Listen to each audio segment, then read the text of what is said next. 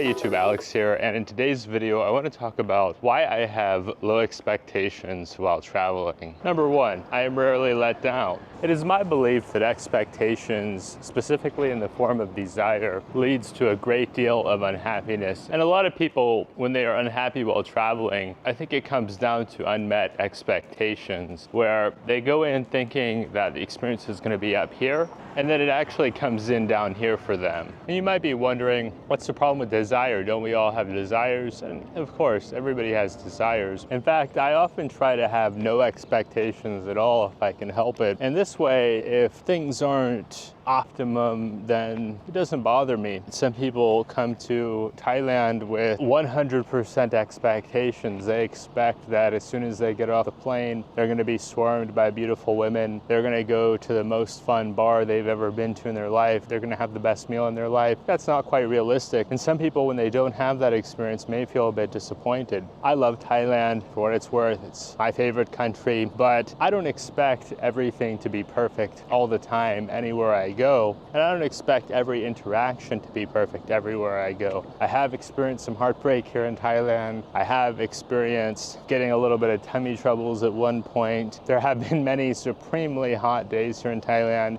but I wasn't expecting for those things to not happen when I came here. And that's why I'm so happy here most of the time, because I don't come in thinking that it's going to solve all my problems. Somebody who's living in a mansion in the West that moves to a modest-sized apartment in Thailand may feel disappointed, but for me, coming from a terrible apartment in the West to a moderately nice apartment in Thailand, it felt like a huge upgrade. And I wasn't expecting that, but now that I've spent so much time here, it just really helps my happiness level a lot. I was expecting something like this, and the experience has been more like this. And I think that attitude can help you avoid disappointment anywhere you go in the world. Point number two is that I'm willing to go off the beaten path. For some people, they read about the world-class attractions in Thailand, and while there are many, I think when people go to any country and they hear about the world-class destinations in that country and they see all the rave reviews, they see the tons of YouTube videos about how awesome that location is, they get it in their head that the whole entire experience in that country will be that peak. And I find that with long-term travel, there's more peaks and valleys. It's more of a middle-of-the-road experience where your lifestyle is probably closer to a normal day-to-day life in that country than it is in terms of errands and other responsibilities than it is just vacation mode. And so one of the things I do to offset that is I go off the beaten path. So one city I visited that's not as popular among Western tourists is a city called Hat Yai. I really enjoyed Hat Yai. I wasn't sure what to expect. You're not going to really see tons of content online about it. It is very popular among Malaysian tourists and Thai tourists, but not so much with Western tourists. And so that was an interesting experience. I had never heard about Hat Yai. None of my friends had ever mentioned it to me. None of my Thai friends have visited down there before. Getting off the beaten path, going to places where you have no expectations, where there's not a lot of content out there, can give you some unique experiences that might punch above what your expectation is. I knew that Hat Yai being in Thailand, the food is going to be really good. I knew that it being close to Malaysia, there's going to be some similarities with Malaysia. Beyond that, I wasn't really sure what to expect, and I really enjoyed it a lot. I didn't know about the influence from Chinese immigrants, all the great dim sum restaurants they have down there. I didn't know about the mega Buddha they have in the northeast part of the city at the city park. I didn't know about the proximity to Songkhla province where you can go and see the monkeys on the beach. It really blew me away. The number three reason I have low expectations in traveling is that I'm often traveling to developing countries where it's not reasonable to expect the same standard in a Western country, primarily with things like English, right? In the United States, I expect that most people I encounter will speak great English. When I went to the UK, I expected that. But when I come to a country like Thailand, it's not reasonable to expect a standard that everybody's going to speak English, because Thai people speak Thai.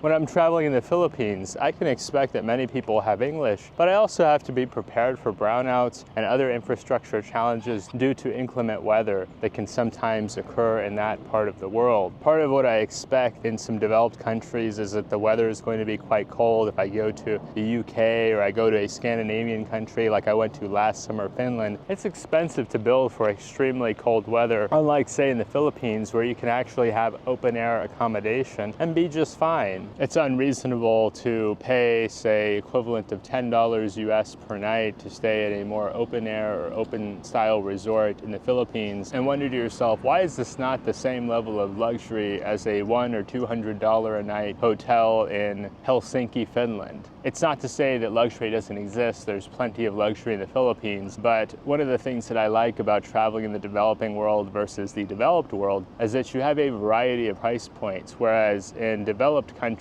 everything is either expensive or very expensive. In the developing world, you can spend as little as you want or as much as you want, and with that, you have to moderate your expectations. I will say there have been some pleasant surprises, like Medellin, Colombia. I was spending something like 20 bucks a night equivalent to stay in Medellin, and Medellin feels very developed. They have a variety of interesting urban neighborhoods, they have a metro system, they have a fantastic airport, they have a variety of natural attractions surrounding the city. You have great value there where it's like, wow, 20 bucks a night, maybe I can buy a tent and sleep outside in the United States, but here I'm staying in a comfortable hotel room and I have proximity to public transit. I have conveniences in the neighborhood like laundry services, and it's fantastic. I wasn't expecting that. I had no idea what to expect when I went to Medellin, and because of that, I enjoyed it that much more, where I think if I went to Colombia and expected Spain, I might have been disappointed. So with the way I travel, mostly focusing on developing countries, I don't expect the same standard that I'm accustomed to back home, and my experience generally exceeds my expectations every time. Number 4, I'm generally living outside when I'm traveling in developing countries, as opposed to living inside like I am in the United States. When I think about life in the Western democracies, I think about the phrase box life. I leave the box, my house, to get in the box, my car, to go to the box, my office. I work all day in the box, and then I leave that box to go to the other box, the grocery store. Then I leave that box to go to another box, the post office, and then I leave that box to go back to my box at home. In the developing world, I find that I'm often living outside a lot more. I'm spending a lot more time walking. In fact, I checked the stats for this past year in Thailand. I walked more here in Thailand than I did in the Bay Area because I'm not sitting behind a computer all the time. I do spend a fair amount of time on the computer editing and researching, but not as much as I do in the West.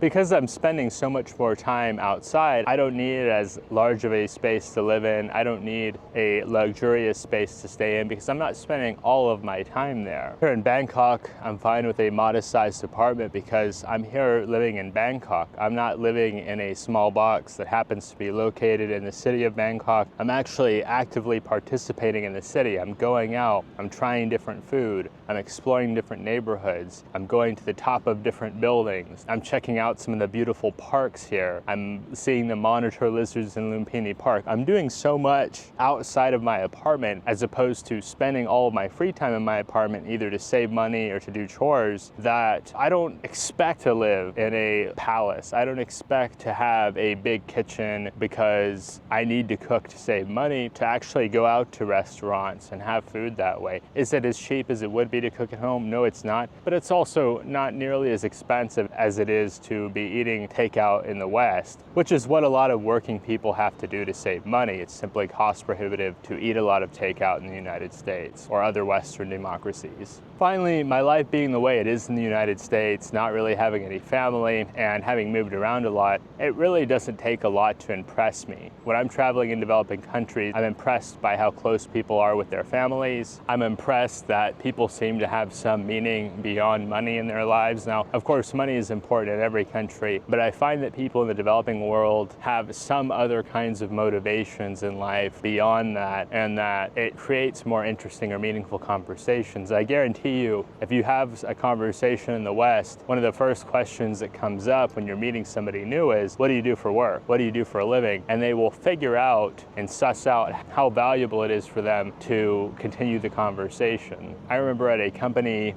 meeting one time, people would come up to you and ask, what's your job? And then me, being lower on the totem pole along with my immediate colleagues, would tell them, oh, this is our position. And they might get one sentence out before they turned away and tried to meet somebody else. I found, broadly speaking, in the developing world, people are curious about your job, but it's not a main focal point of conversation. They quickly launch into talking about family or hobbies or some other kind of area of life beyond just the economic or financial aspect. And I am impressed when people are genuinely interested to get to know me and know about my life beyond just the financial aspect. I'm not expecting that. I'm expecting people to be opportunistic like they are back in the States, and I'm pleasantly surprised whenever I don't get that experience. So this has been 5 reasons why I have low expectations when traveling and how that helps me to be happier. Let me know what you think down in the comments below. Have you had similar experiences? Give us a thumbs up if the content of this video resonates with you, and subscribe to the channel down below if you want to see more content like this. It is free to subscribe, and we'll see you soon.